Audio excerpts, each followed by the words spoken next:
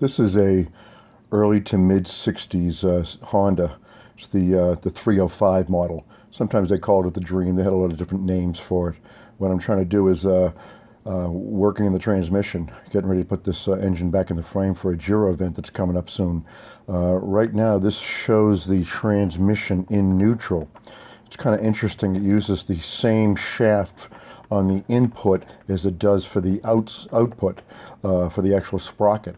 So it's kind of interesting the way they've got this set up here. This is actually, believe it or not, the Kickstart Shaft. That's actually what gets the thing going. If you don't have an electric start, of course. Right now, this is neutral, of course. So now if I put this thing into first gear, that's going to slide that gear over here to lock into this gear to lock the shaft, so it all works there in first gear.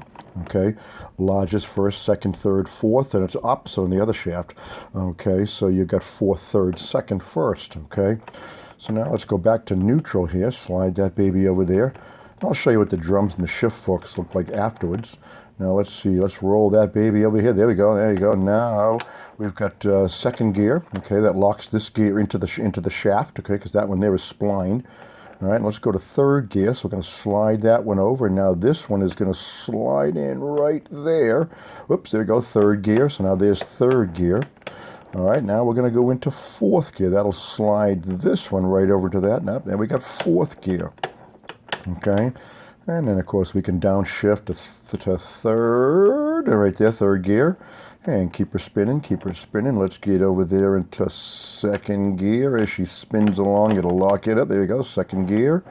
All right, neutral, everything's spinning freely and separately, and of course back into first. All right, let's leave it neutral. All right, now just so I can see what those shafts look like underneath here, let me pull this one shaft out here. You can see there is the shift fork for the rear and the shift fork for the front.